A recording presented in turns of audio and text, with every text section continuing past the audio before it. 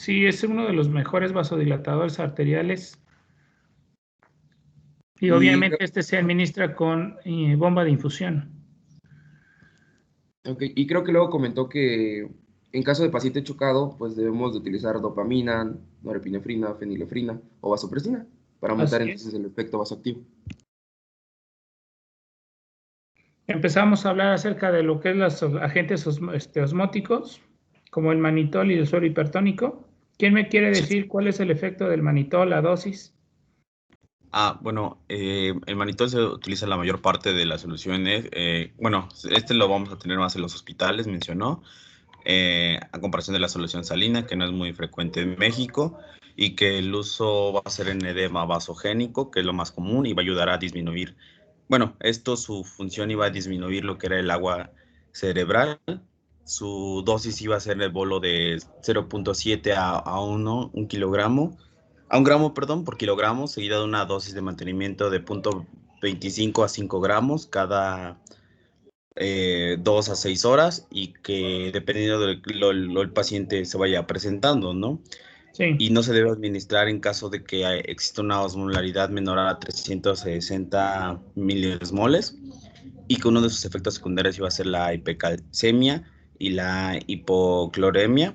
Y Es no solo, bueno, administrar en osmolaridad menor de 300 miliosmoles. ¿Por qué?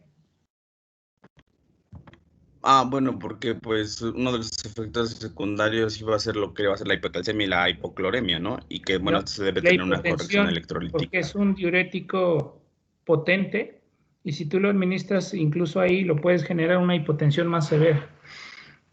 ¿Ok? ¿Qué más? ¿Qué hablamos acerca del suero hipertónico? Que el suero hipertónico se utiliza en edema cerebral, Ajá. Vasogénico. con hipertensión intracraneana. Sí. El efecto es mejor que el manitol y el mecanismo por el cual genera deshidratación es porque aumenta la osmolaridad del plasma, ya que estamos administrando cloruro de sodio intravascular. También por ello hay que tener cuidado de no aumentar la osmolaridad a más de 360 milismoles. Sí.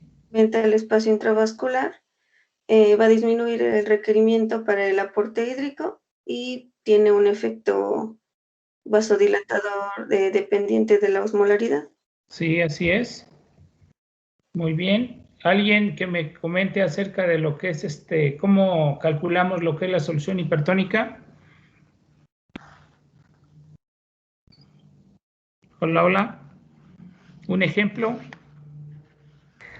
Era primero multiplicar el volumen por el peso del paciente y eso Sí, te va a dar el total de líquidos de la solución. sí, Y este total se va a dividir entre 6 y ok. esa sexta parte se va a administrar en solución salina al 17.7% Muy bien. y las 5 sextas partes restantes pues se administran lo que es en solución salina al 0.9% y ya te da el total. Muy bien, entonces una sexta parte de solución al 17.7% y 5 sextas partes de solución al 0.9 para que me dé una solución hipertónica al 3%, ¿ok? Muy bien, ¿cuáles son las complicaciones del suero hipertónico? Bueno, las complicaciones pueden ser hipernatremia, si es que llegamos a pasar de más de 150 miliosmoles. También podemos generar hiperosmolalidad con lesión renal aguda, si sobrepasamos más de 360 miliosmoles. También podemos sobrecargar de líquidos y hay que tener cuidado de generar edema de pulmón o insuficiencia cardíaca. Y también podemos generar acidosis metabólica por el exceso de cloro. Y también está el síndrome de desmielinización osmótica, que antes se conocía como mielonisis central pontina. Ok. ¿Alguien me puede hablar acerca de la acetozolamida? ¿En qué tipo de edema lo utilizamos? ¿Y cuál es la función? ¿Y cuál es la dosis? Bueno, su mecanismo de acción era la inhibición de la anhidrasa carbónica Sí, y lo usábamos cuando había una dificultad para el flujo del líquido cefalorraquídeo sí, y su acción era disminuir esa producción de líquido cefalorraquídeo y así disminuíamos esa presión intracraneal que se estaba acumulando en nuestro paciente. ¿Cuál es la dosis?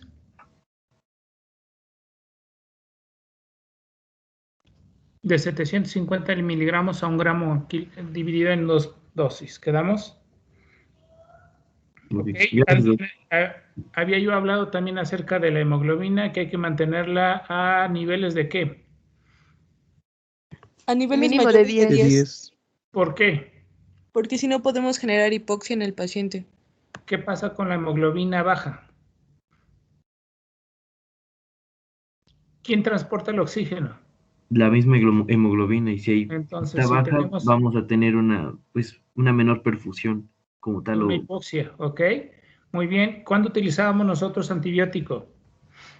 Cuando hay fracturas de la base de cráneo. O evidencia de exposición de tejidos nerviosos, ¿ok? Hablaba yo acerca de lo que es el tratamiento profiláctico anticonvulsivo. ¿Qué habíamos mencionado? Que es en pacientes con Glasgow menor a 12. Ok, lo vamos a utilizar en ellos. Y ya cuando tenemos una crisis convulsiva estamos ante algún daño neurológico, ¿no? Entonces utilizábamos medicamentos como la fenitoína, difeniledantoína, una dosis de choque y una dosis de mantenimiento. ¿Cuál es la dosis de choque? De 20 miligramos Es de kilogramo 20 en la miligramos dosis de sobre choque kilogramos. y de 3 a 5 miligramos kilogramo por día la de sostén. Esa la dividimos entre 3 cada 8 horas, ¿ok? Y en caso de que nosotros tengamos crisis convulsivas, ¿qué utilizamos? Es diazepam, Diazepam, dosis respuesta, ¿no? Ok, muy bien. Después, si no teníamos respuesta con ese tratamiento, pues llevábamos a mi paciente a coma barbitúrico. ¿Y en qué consiste lo que es la administración de barbitúricos? ¿Cuál es la función? Disminuir el Reducir el metabolismo del... metabolismo cerebral, ¿no? ¿Qué más?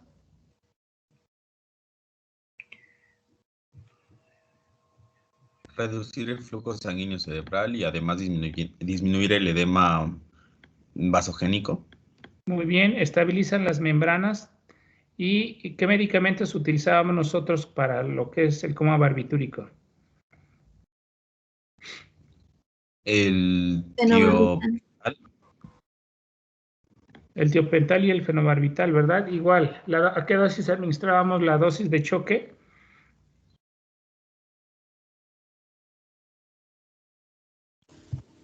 El fenobarbital había mencionado que bueno, iba a ser un bolo que va de 5 a 10 miligramos por kilogramo y como Ok. mantenimiento o de mantenimiento se va a utilizar de 1 a 2 miligramos por kilogramo por hora. Esto va a ser por 3 o hasta por 5 días. Ok. ¿Cuáles son las complicaciones de lo que son los barbitúricos? La hipotensión y la depresión miocárdica. Mi pregunta es, ¿cuántos días lo voy a utilizar?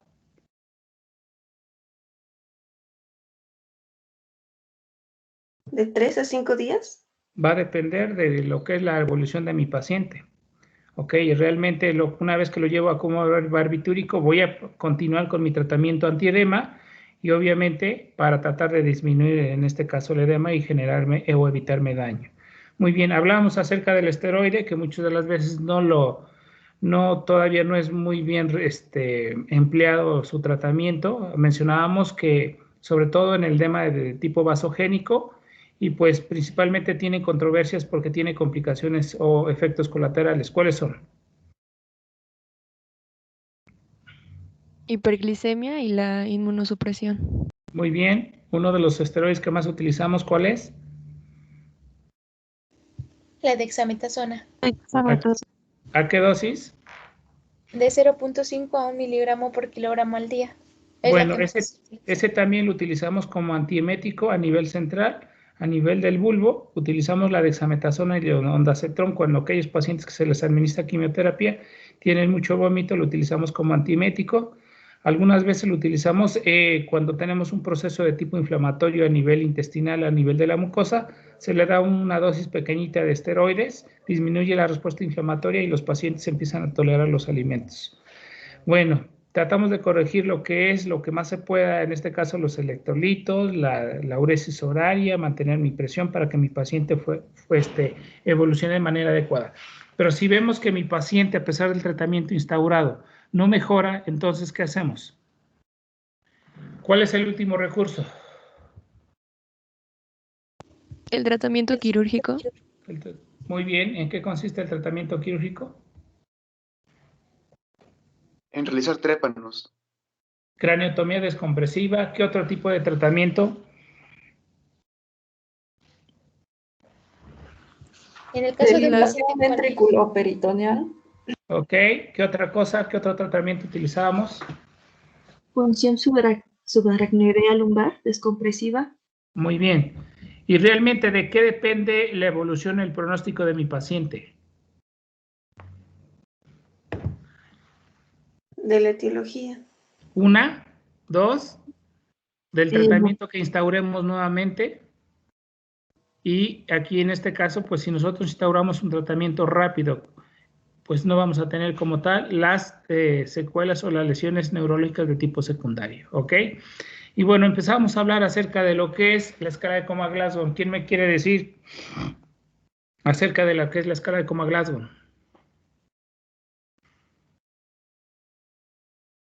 Hola. Pues lo que nos evaluaba eran 2 puntos principales, que era la atención y parte de la cognición del paciente. Entonces, evalúa 2 cosas, el estado de alerta y el estado cognitivo. ¿Qué es el estado de alerta? El estado de alerta es lo que le dice al paciente más o menos que dónde está, dónde se ubica y que está el entorno y de su alrededor, ¿ok? ¿Y el estado cognitivo? El estado cognitivo implica implica funciones cerebrales superiores. Comprender y ejecutar la pregunta. Quedamos lo que ahorita yo estoy haciendo. Obviamente fue diseñada principalmente para lo que es evaluar el estado de conciencia, pero bueno, ya hablamos que no nos vamos a meter en problemas. Los dejamos con los psiquiatras y los neurólogos esas definiciones, que sabemos que realmente el estado de conciencia es un estado fisiológico en la cual está en función a la múltiple sinapsis interneural que tenemos desde lo que es el tallo cerebral hasta las funciones corticales importantes. Si nosotros tenemos algún problema de esas interconexiones de las funciones superiores a nivel de lo que es el tallo cerebral, pues obviamente no vamos a tener como tal estado de conciencia. Entonces, esta escala de Coma-Glasgow, acuérdense que nos sirve para, sobre todo, el personal de salud, que nos indique cómo está el estado de salud neurológico de mi paciente. Si yo tengo un daño neurológico, vamos a tener una escala de Coma-Glasgow bajo, ¿ok? Mencionábamos acerca de 3 objetivos principales de la escala de Coma-Glasgow. ¿Quién me quiere decir cuáles son? Que es discriminativo, evaluativo y predictivo. Ok, muy bien. Y de estos, pues obviamente sabemos que cuando nosotros estamos viendo un paciente y lo valoramos con la escala de Coma-Glasgow, vemos el grado de lesión cerebral, que podemos tener una escala de Coma-Glasgow de 6, ¿cómo va a estar su lesión? Muy grave. Si nosotros tenemos una escala de Coma-Glasgow de 12, pues sabemos que no está tan grave. Y obviamente también es evaluativo porque podemos valorar el esquema Coma-Glasgow en base al tiempo y podemos valorar su discrepancia unas con otras. Y obviamente predictivo porque sabemos que en aquellos con escala de Coma-Glasgow bajo, pues sabemos que va a tener más repercusiones y más daño neurológico. Y pues bueno, mencionábamos también que la escala de Coma-Glasgow valora 3 respuestas importantes, que es la ocular, la verbal y la motora. Y mencionábamos que cada una tiene sus diferentes calificaciones, ¿sí? Y esas calificaciones nosotros estamos valorando. ¿Qué valoramos con las subescalas de las respuestas oculares, verbal y motora? La actividad de los centros superiores del cerebro. Evalúa la actividad de los centros superiores del cerebro, llámese tálamo, llámese de lo que es el sistema límbico, llámese lo que es el sistema subcortical, la corteza, y obviamente me está indicando que tenemos una integridad de la función normal de mi cerebro. Si yo tengo una escala de Coma-Glasgow menor, me está indicando que tiene un daño, que está funcionando algo mal. Y empezábamos a hablar un poquito del SARA. ¿Qué es el SARA? Es un conjunto de neuronas que, bueno, va a ser el sistema activador reticular ascendente, que es lo que va a mantener pues en estado de alerta al paciente. Muy bien. Entonces, este sistema reticular activador ascendente es el que filtra toda la vía de tipo aferente, ¿sí? Y obviamente va a recibir toda la información sensorial, temperatura, humedad, tacto, visión, audición, y la va a pasar a través del tálamo para que lo lleve a mis centros superiores. Y en base a la respuesta que nosotros veamos, pues es nosotros la respuesta que vamos a tener. Si ya, por ejemplo, está con los amigos, ya sacaron lo que es el alcohol y está bien el ambiente, pues se va a quedar. Pero ¿qué pasa si ve unos balazos y que están echando ahí en la esquina? Pues va a correr, es un sistema de huida. O, por ejemplo, cuando le agarra la mano a una compañera, si a la compañera le gusta el compañero, pues bueno, no va a retirar su mano, pero si no le gusta, la va a retirar, entonces va a haber rechazo. Entonces, este sistema reticular activante está interconectado con todos mis centros superiores y obviamente sabemos que el tálamo, bueno, el SARA se encuentra principalmente en el tallo y mencionábamos que pertenece a nuestro sistema arcaico, mi sistema nervioso de tipo reptiliano, donde las funciones son primitivas. Cuando empezó a desarrollar el sistema nervioso central, obviamente se le llama teleencefalización. ¿Qué quiere decir? Que las funciones neurológicas crecieron, se desarrollaron, se hicieron complejas. Y obviamente ahí tenemos el ejemplo de lo que es el lóbulo frontal, el de la conciencia, el de la personalidad, el del raciocinio, el de la memoria, y bueno, ciertas funciones se fueron mejorando. Pero las funciones primitivas se quedaron ahí, no están desaparecidas, solamente las funciones de teleencefalización o superiores las inhibieron en base a diferentes centros neurológicos que están inhibiendo. Si yo tengo una lesión a nivel o una lesión por arriba del tálamo o por arriba del mesencéfalo, esas funciones primitivas que se quedaron dormidas se aparecen, se reactivan. Aquellos pacientes que tienen un EBC trombótico, aquellos pacientes que tienen una hemorragia intraparenquimatosa, que hubo gran daño a nivel de los hemisferios, bueno, esas funciones de lo que es el tallo cerebral empiezan a aparecer y obviamente ya saben ustedes que son reflejos espinales primitivos y esos reflejos obviamente se inhibieron con esa teleencefalización. Y bueno, hasta ahí nos quedamos, ¿verdad? Hola. Sí, doctor. Sí, hasta ahí. Sí, doctor. Bueno. Entonces, nuestras funciones superiores, obviamente es una interconexión real de lo que es este sistema del SARA con lo que es los centros superiores. Entonces, entre más alta tengamos la lesión, entre más baja tengamos la lesión, obviamente vamos a tener un deterioro neurológico más severo. Y obviamente eso lo vamos a valorar dependiendo de las funciones. De ahí que, por ejemplo, cuando nosotros tenemos lesión lesión mesencefálica o lesión protuberencial o lesión vulvar, entre más baja sea la lesión, vamos a tener una escala de Coma-Glasgow más pobre, más bajo. Entonces eso es lo que nos valora. Entonces yo aquí tengo mi SARA, donde tenga todas las funciones de tipo aferente, y obviamente aquí pasa el tálamo, y el tálamo sirve como filtro y los lleva a los diferentes centros superiores de teleencefalización y podemos llegar a tener una respuesta efectora y obviamente va a depender del gusto del individuo. Si al individuo no le gusta, simplemente lo rechaza. Y entonces hablamos acerca de lo que es de la conciencia, mencionábamos que necesitamos una integridad neuronal de lo que es mi tallo cerebral, que estamos hablando del SARA, de mi tálamo que me sirve de filtro, y una vez que pasa del tálamo a la parte superior de los hemisferios, pues ahí vamos a tener nosotros neuronas de retroalimentación negativa y de retroalimentación positiva.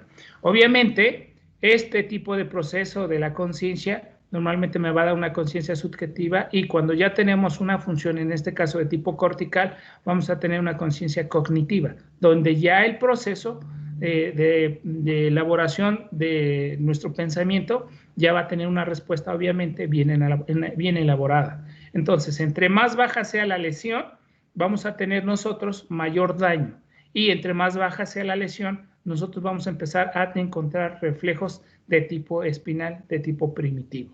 ¿Ok? Es lo que yo les decía, que nuestros reflejos espinales son, en este caso, autónomos y normalmente no conscientes. En la parte superior es más voluntaria y es más consciente. Y pues bueno, esta tablita lo vamos a ver más adelante, donde mencionábamos, dependiendo de donde encontremos nosotros la lesión, si es diencefálica, mesencefálica, a nivel de la protuberancia, a nivel de médula, pues vamos a encontrar diferentes tipos de daño, diferentes tipos de respuesta. Por ejemplo, en este caso, si yo tengo una lesión diencefálica, podemos encontrar algún tipo de agitación o algún tipo de somnolencia. Y a partir de ahí hacia abajo vamos a encontrar ya el estado de coma. ¿Qué quiere decir? Que pues obviamente vamos a tener una poca respuesta y vamos a tener una escala de coma Glasgow bajo. Lo mismo que la respiración. Entre más baja sea la lesión, vamos a encontrar problemas de tipo respiratorio. El tamaño de la pupila, igual, la vamos a encontrar en este caso midriática. Los movimientos y la postura, obviamente, en la parte superior por arriba del mesencéfalo vamos a tener cierta hipertonía y cierta lo que es flexión de las extremidades superiores, pero si encontramos una lesión por abajo de esto, pues vamos a encontrar el estado flácido o hipotónico de mis respuestas motoras. Y bueno, mi SARA. Aquí tengo yo mi SARA, en la cual tenemos múltiples núcleos que se encuentran a nivel de mi tallo cerebral. Cerebelo, protuberancia, mesencéfalo, bulbo, y obviamente cada centro de mi composición de mi SARA funcionan en base a los diferentes tipos de neurotransmisores. En el RAFE tenemos la serotonina, en el central tenemos el glutamato, en el colinérgico acetilcolina, en el colinérgico adrenalina y noradrenalina, y bueno, cada una funciona en base a los diferentes tipos de neurotransmisores. Y esos neurotransmisores pues van a tener una función inhibitoria o una función excitatoria. La inhibitoria, pues obviamente el estado de alerta se va a venir hacia abajo, les va a dar sueño. Si a ustedes les interesa, pues obviamente les va a excitar y los va a mantener más en alerta. ¿Ok? Y bueno, aquí lo tenemos nosotros. Obviamente mi SARA está compuesto de tres zonas importantes: zona media, zona paramedial y zona de tipo lateral. Están distribuidos en todo mi tallo cerebral. Y bueno, el SARA realmente casi controla todo. Controla la actividad muscular estriada, obviamente el control del movimiento, de la postura, de flexión, de extensión. Controla toda la sensibilidad somática, tacto, presión, dolor, temperatura. Controla todo lo que es el sistema nervioso autónomo. Obviamente me va a regular, hace la regulación visceral, desde la presión arterial, frecuencia cardíaca, frecuencia respiratoria. Controla el sistema endocrino por la vía hipotálamo y liberación de los factores de las hormonas tróficas hormonales. ¿Ok? Influencia sobre los relojes biológicos, ciclo, sueño, vigilia. Y obviamente me va a controlar todo lo que es el sistema de alerta, de huida, de la conducta sexual, del enojo, del temor, de la conducta, del aprendizaje. Entonces tiene función en todo. Tiene efectos sobre el sistema límbico, sobre todo en la conducta emocional, ¿sí?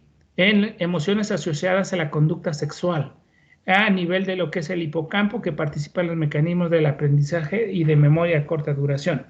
Y bueno, en el SARA, entonces, van a converger todas las vías aferentes y, obviamente, todas van a pasar por el tálamo.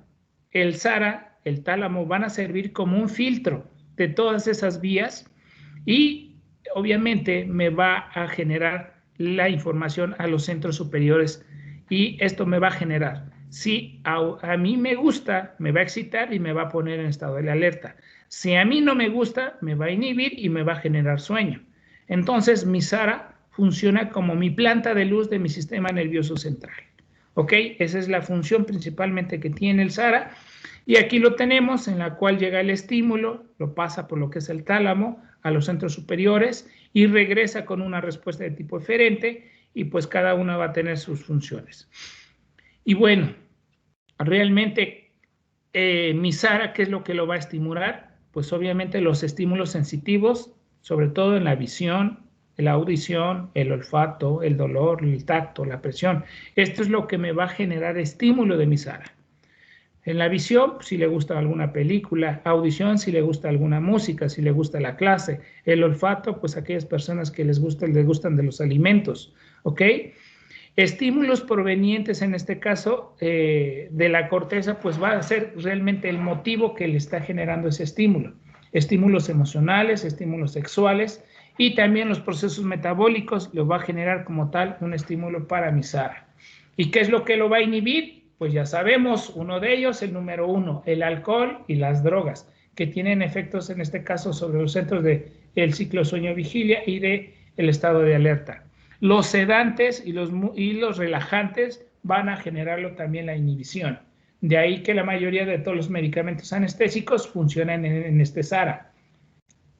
La hipoxia, imagínense, si mi paciente tiene una presión de perfusión cerebral, obviamente vamos a generar hipoxia, y la hipoxia también es va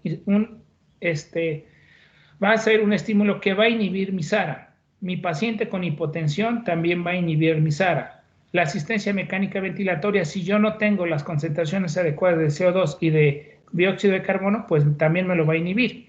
El edema cerebral, alguna herida en el nivel del sistema nervioso central, alguna fractura que me esté generando edema, pues obviamente todo esto me lo va a inhibir. Y obviamente en los pacientes con discapacidad, por ejemplo, aquellos que no ven, aquellos que no escuchan o aquellas personas que no se mueven, pues bueno, ciertas funciones van a generar que no se estimule, pero va a desarrollar otro tipo de estímulos, en este caso sensoriales. Y bueno, nosotros, ¿cómo vamos a poder medir mi SARA? Pues a través de un electroencefalograma. Sabemos que colocamos electrodos a nivel de mi telencéfalo en forma percutánea, y obviamente esos electrodos van a registrar lo que es la actividad eléctrica, en este caso de mi sistema nervioso central. En base a eso, nosotros podemos medir diferentes tipos de ondas alfa, ondas beta, ondas teta, ondas delta, y en base de esto nosotros podemos determinar si nosotros presentamos algún foco epiléptico, sobre todo en aquellos, los neuropediatras que utilizan o piden el electroencefalograma para determinar dónde se encuentra el foco epiléptico. Y sabemos que mientras mi sistema nervioso central tenga actividad, vamos a tener este tipo de ondas. ¿Qué pasa si mi paciente tiene muerte cerebral? Pues vamos a encontrar solamente trazos de tipo isoeléctrico. Y pues bueno, aquí les presento las diferentes ondas que las encontramos. Ahorita las más frecuentes que nosotros encontramos va a ser las ondas beta, que en aquellos pacientes que se encuentran despiertos, excitados, escuchando lo que es la clase de cabeza y cuello, pues los vamos a encontrar con estas ondas. Pero si les aburre, pues obviamente los vamos a encontrar relajados, ya con un parte de sueño, con ondas teta, donde pues ya se están durmiendo, y obviamente si ya les aburrió completamente, pues vamos a encontrar con un sueño profundo. Entonces estas ondas nosotros las registramos en el epicráneo de mi paciente, y cada una va a ir registrando diferentes tipos de ondas eléctricas, y podemos determinar dónde podemos encontrar el foco epiléptico en los pacientes que tienen crisis convulsivas. Y aquí las registramos y ya saben ustedes cada una cuál es la respuesta. Las ondas beta en aquellos pacientes despiertos, excitados; en las ondas alfa, despiertos pero relajados; las ondas teta con sueño ligero, y las ondas delta con sueño profundo. Si los encontramos isoeléctricos, pues mi paciente está muerto, tiene muerte cerebral. Están los criterios de Harvard, obviamente, en la cual mi paciente está en estado de coma sin respuesta, le pedimos un electroencefalograma, y pues bueno, si mi electroencefalograma tiene un trazo isoeléctrico y además tenemos ausencia de reflejos encefálicos o espinales, pues mi paciente va a tener muerte cerebral. Y pues bueno, son los pacientes que nosotros les pedimos que nos apoyen, sobre todo para la donación multiorgánica. Obviamente este tipo de pacientes tienen que estar en ausencia de intoxicaciones de drogas o en hipotermia, porque acuérdense que la hipotermia me va a generar que mi tasa metabólica cerebral disminuya. La hipotermia la utilizan mucho los neurocirujanos para que puedan operar diferentes tipos de aneurismas o de diferentes tipos de tumores, en la cual pueden generar sangrado, y en este caso, pues para control vascular lo utilizan mucho. Entonces, ¿qué es lo que me va a disminuir mi función de mi SARA? Alguna infección viral, las encefalitis virales, algún tumor por el efecto de masa con aumento de presión intracerebral, algún mecanismo de herniación por presencia de masas o sangrados, algún traumatismo craneoencefálico, y pues bueno, todos este tipo de patologías me van a aumentar la PIC, y obviamente me van a generar el estado de coma o los diferentes tipos de definiciones como estupor o somnolencia que registran. Y pues bueno, para hablar obviamente de la escala de coma-Glasgow, entonces vamos a tener tres respuestas importantes, lo que es la respuesta ocular, la verbal y la motora. Y pues bueno, ¿cómo nosotros vamos a hacer el registro de mi escala de coma-Glasgow? la vamos a encontrar principalmente en una tabla, vamos a apuntar lo que es el puntaje total de mi evaluación. Y anteriormente lo utilizábamos nada más así, una escala de Comas-Glasgow de 8, de 12, de 9, etc. Ahora se recomienda que nuestra puntuación o nuestra evaluación de la escala de Comas-Glasgow nosotros apuntemos de la siguiente forma. Respuesta ocular, 2. Respuesta verbal, 4. Respuesta motora, 6. ¿Ok? ¿Por qué? Porque anteriormente nosotros decíamos una escala de Comas-Glasgow de 8, pero fíjense cómo nosotros la podemos modificar. Respuesta ocular, 2. Respuesta verbal, 2. Respuesta motora, 4 y me da 8. Pero en este caso, por ejemplo, respuesta ocular 1, respuesta verbal 1 y motora 6, ya se dan cuenta cómo las subescalas me modifican este puntaje. Pero en base a esto nosotros podemos determinar cuál es la respuesta que se encuentra más afectada. Y pues obviamente vamos a encontrar pacientes con edema importante de párpados, pacientes con lo que es dialecto, pacientes con alguna lengua extranjera que no conozcamos, pacientes que tengan una sedación, intubación orotraqueal, fractura mandibular, en la cual nosotros no podemos evaluar esa función, ya sea ocular, verbal o motora, pues entonces vamos a ponerle en la leyenda en la parte inferior, escala de Comas-Glasgow no concluyente o no valorable. ¿Por qué? Porque tenemos nosotros una desviación y eso es lo que no nos va a permitir hacer una valoración de forma adecuada. Entonces, en aquellos pacientes que no se puede valorar la escala de Comas-Glasgow porque está sedado, porque está intubado, porque tiene una fractura mandibular, se le va a poner como no concluyente o no valorable. Y pues bueno, dentro de la respuesta ocular vamos a encontrar principalmente 4 subescalas. En la espontánea es cuando, por ejemplo, mi paciente está en la calle o cuando está en el servicio de urgencias y cuando alguien se acerca, ya se llámese una enfermera, llámese un médico, pues se acerca y el paciente abre los ojos de forma espontánea, le vamos a dar un puntaje de 4. Pero aquellos pacientes, por ejemplo, cuando solamente hay apertura ante un estímulo verbal, señor, buenas tardes, buenos días, ¿dónde se encuentra usted bien? Y mi paciente, además de lo que es la respuesta, en este caso, solamente con la respuesta verbal abre los ojos, entonces le vamos a dar 3 puntos. Quedamos solamente ante eso. Cuando mi paciente, a pesar de que nosotros llegamos, se da cuenta, o cuando nosotros, por ejemplo, le hablamos, buenas tardes, se encuentra bien, le pasa algo y no tiene apertura, entonces vamos a aplicar un estímulo doloroso para ver si mi paciente abre los ojos. Entonces, los estímulos dolorosos que vamos a aplicar, precisamente, si con esos estímulos dolorosos mi paciente abre los ojos, le vamos a dar 2 puntos. Pero a pesar de estos estímulos dolorosos, mi paciente no hace ninguna respuesta ocular, entonces le vamos a dar 1 punto. ¿Ok? Y bueno, los estímulos dolorosos normalmente vamos a utilizarlos sobre todo a nivel de lo que es compresión a nivel de los músculos trapecios. A nivel de los rebordes supraorbitarios, localizamos el orificio supraorbitario, ahí pasa un nervio. En este caso sensitivo, tenemos que generar cierta presión para generar dolor. Y pues bueno, otro sitio que nosotros también utilizamos es a través de un objeto romo, llámese un lapicero, llámese a cualquier instrumento duro, en la cara lateral de mi lecho ungueal. Anteriormente nosotros utilizábamos presión con nuestros nudillos a nivel de la región preesternal. Ya no se recomienda porque estamos generando lesión o daño al paciente, ya no está indicado. Entonces, el que está indicado es compresión al nivel del músculo trapecio y a nivel del reborde supraorbitario. ¿Ok? Anteriormente, si sabían, lo utilizábamos nosotros, les comento esto porque yo lo veía yo con mis residentes, con mis adscritos del servicio de urgencias, aplicaban este estímulo a nivel del lecho ungueal. Ya no se indica, ya no es recomendable. Entonces, con este mismo objeto, de forma lateral y por compresiones del lado contrario, entonces hacemos presión en el lecho lateral, en el lecho ungueal de forma lateral. Eso también genera dolor. Si el paciente abre los ojos con este tipo de estímulos, nosotros vamos a darle una respuesta ocular de 2. Y pues bueno, vámonos con lo que es la respuesta verbal. En la respuesta verbal vamos a valorar 5 subescalas.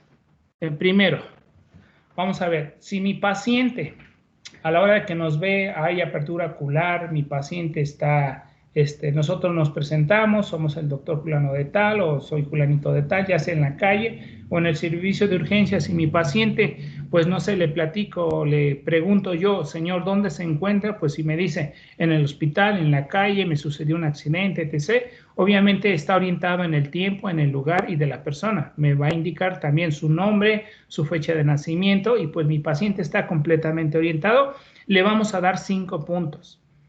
Si mi paciente, cuando yo llegue al servicio de urgencias o en la calle donde tuvo el accidente, está desorientado en tiempo, está desorientado en el lugar, está desorientado de la persona, de que no sabe quién es, de que no puede entablar una conversación de manera adecuada, es decir, que no nos proporciona unos datos de forma adecuada, nosotros le vamos a dar 4 puntos, ¿sí? No sé, a ustedes le preguntan, ¿dónde se encuentra?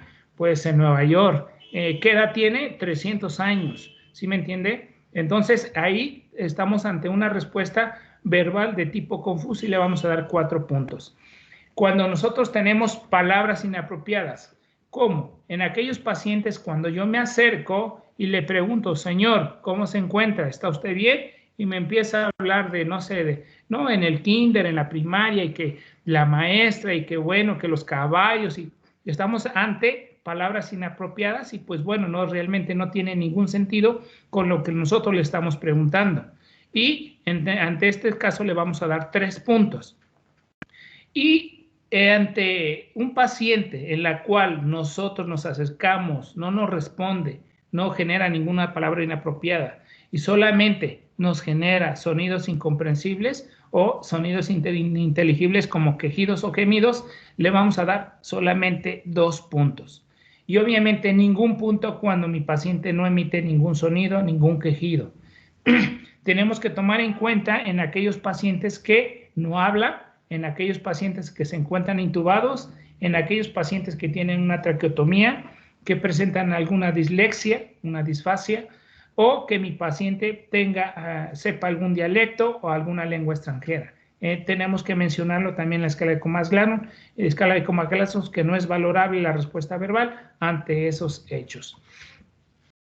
Entonces, las afasias y las disfasias obviamente son los que nos van a generar la desviación para que no pueda yo valorar este tipo de pacientes. En algún tipo de dialecto, algún tipo de lengua extranjera. Si nosotros tenemos algún amigo conocido que en este caso sepa la lengua, pues tenemos que acercarla para que nos esté diciendo qué es lo que nos está diciendo el paciente.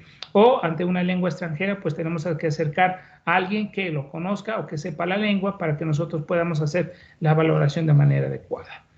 Y pues bueno, vamos con la respuesta motora. La respuesta motora, muchos de los centros hospitalarios es lo que mencionan que tiene mayor valor que la respuesta ocular o que la respuesta verbal. Pero bueno, en esta escala de Comas-Glasgow utilizamos la respuesta motora. Si mi paciente, cuando yo llego al servicio de urgencias o en la calle que se encuentra tirado, pues nosotros agarramos, nos presentamos, le decimos nuestro nombre y a lo mejor le ofrecemos el saludo de nuestra parte, pues obviamente si el paciente obedece órdenes, nos complace el saludo y pues no tiene ningún problema en la movilidad de alguna extremidad superior o inferior, pues entonces le vamos a dar un puntaje de 6. Si mi paciente, a pesar de eso, no puede localizar o no puede mover sus extremidades, nosotros tenemos que aplicarle algún estímulo doloroso. Entonces, si mi paciente, en este caso, al aplicarle el estímulo doloroso, trata de localizar el dolor o trata de eliminar nuestra mano para que no le genere el estímulo doloroso, entonces tenemos una respuesta motora localizada y le vamos a dar 5 puntos. Si mi paciente, a pesar de que nosotros lo encontramos y al generarle algún estímulo doloroso, mi paciente no me localiza el dolor, no trata de quitarme mi mano que le está generando dolor y solamente hace un movimiento de movimiento corporal de retirada que le llaman, en la cual puede flexionar o puede estirar su extremidad, solamente para tratar de rechazar o de ser de retirada, de no localizar lo que es el dolor, pues bueno, entonces le vamos a dar a este paciente 4 puntos. Si nosotros con el estímulo doloroso desde que llegamos, mi paciente adopta esta posición de flexión anormal en la cual consiste de flexión anormal y aducción de los brazos, además de extensión de miembros pélvicos con una flexión plantar, entonces nosotros estamos ante una posición de decorticación. Esta lesión obviamente la tenemos a nivel de lo que es mesencefálica y esta es la posición que nosotros adoptamos cuando tenemos una lesión en ese sitio. Flexión anormal y aducción de los brazos, extensión de los miembros pélvicos con flexión plantar es la posición de decorticación y es la posición de flexión anormal. Esto le vamos a dar 3 puntos y en este caso, si mi paciente cuando yo llego le aplico un estímulo doloroso y mi paciente genera aducción y rotación interna de las extremidades superiores o inferiores, entonces estamos ante una posición de extensión anormal y le vamos a dar 2 puntos. Este tipo de posición de aducción y rotación interna de las extremidades superiores e inferiores está por abajo del mesencéfalo. Entonces estamos ante una posición de descerebración. Y pues obviamente esto me va a generar como tal diferentes tipos de estímulos y diferentes tipos de posiciones. Permítanme, por favor.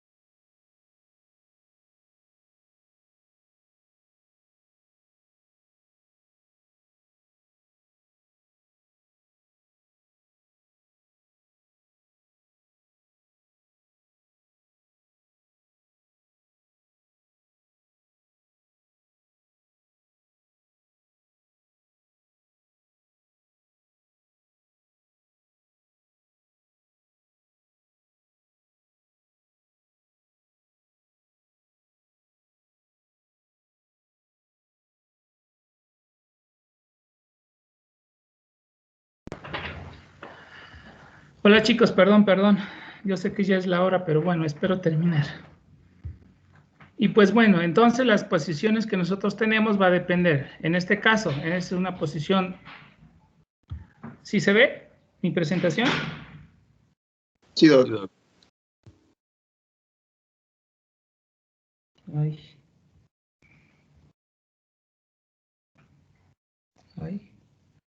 ya se atoró.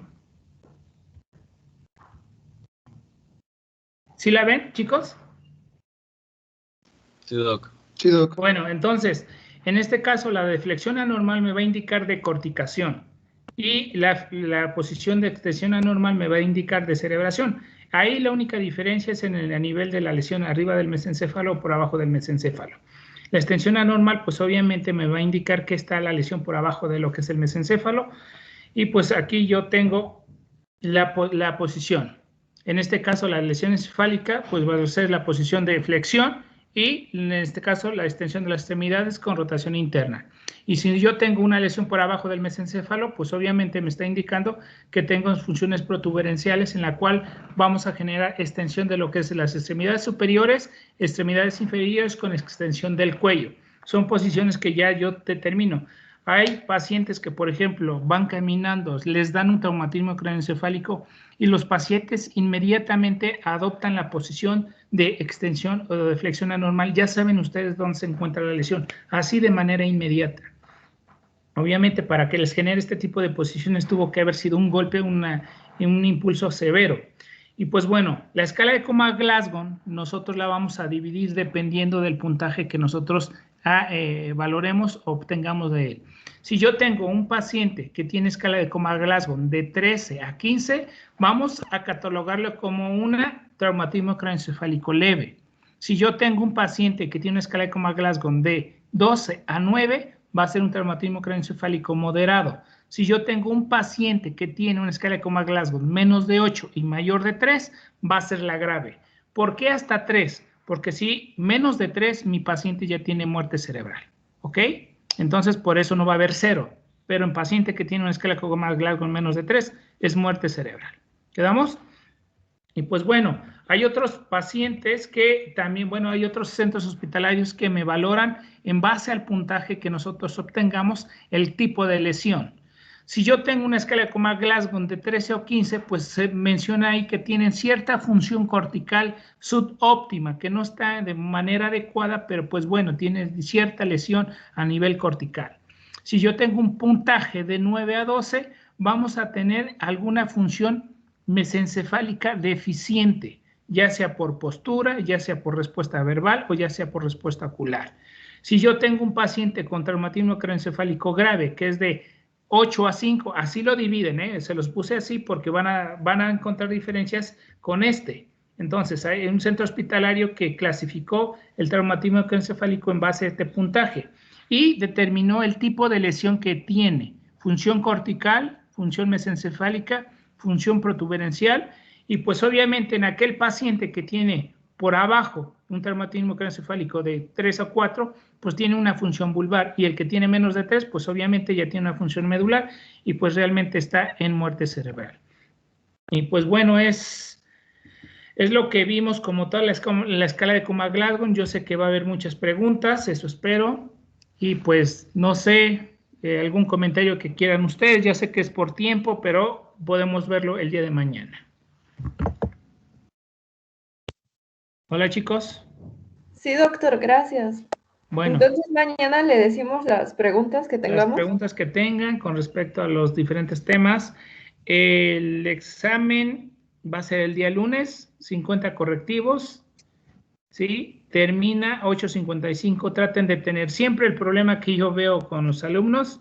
Hay unos que son mandrakes, es el internet, ¿no? Entonces, si tienen problema de internet, por favor, váyanse a un chat o a algún lugar de manera que no tengan problema, ¿sí? Si de por casualidad no tuvieron internet en la colonia y no pudieron tener ahí internet, no sé, pues bueno, les tendré que hacer el examen oral. Solamente en el examen oral, la que me respondan, van a tener la respuesta, no va a haber. Son 10 preguntas oral y nada más. Obviamente no van a ser todos, va a ser excepciones. ¿Quedamos, chicos? Sí, doctor. Bueno, Gracias. nos vemos el día de mañana. Bye. Hasta luego, doc. Hasta luego, doctor, gracias. Bye.